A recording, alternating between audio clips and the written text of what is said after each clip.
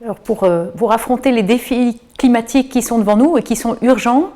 je pense que comme le montre bien le pape dans l'encyclique Laudato Si, il y a un appel à vraiment changer de manière assez radicale nos logiques. Et du coup, ça veut dire arrêter de raisonner avec le paradigme de la croissance en pensant que la croissance du PIB, la croissance des richesses produites, c'était une idéologie d'une certaine manière qui repose sur l'illusion de croire que nos ressources sont infinies.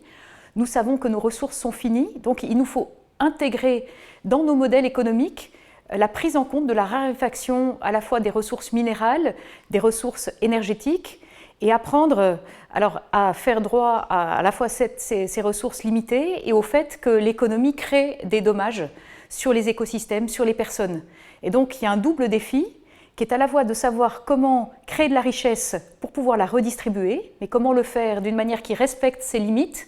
et en même temps concevoir que certains types d'activités ne sont pas conciliables avec les exigences d'aujourd'hui, on peut dire, et de demain.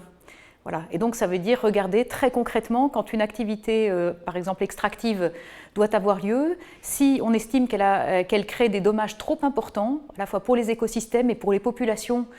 proches des sites de production, eh bien, il faut peut-être accepter de renoncer à extraire les ressources disponibles et choisir de faire autrement, et du coup essayer de développer une créativité à laquelle le pape appelle pour trouver des nouveaux chemins qui permettent de créer de l'activité, de créer des emplois, et d'une manière qui soit plus juste pour tous.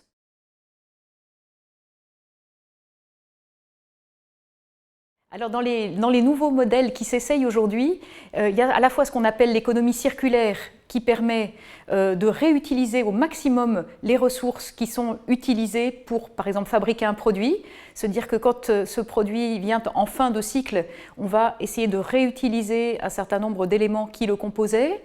Et puis et faire en sorte que même les déchets soient aussi utilisés de manière nouvelle. Et puis surtout ces formes d'économie à la fois dites des biens partagés, ou économie de fonctionnalité, et qui va de pair avec l'idée de collaboration accrue entre différents groupes, parties prenantes. C'est cette idée que plutôt que d'avoir en notre possession des biens dont parfois nous ne servons que très très peu. On sait que par exemple les voitures individuelles, elles ne sont utilisées, je crois, que 10% du temps avec une personne qui conduit, ou 1,2 personnes à bord. Et donc il y a évidemment un gâchis énorme. Et donc c'est de savoir comment imaginer des nouvelles formes qui permettent de vivre mieux ensemble et d'une manière qui soit moins prédatrice sur l'environnement.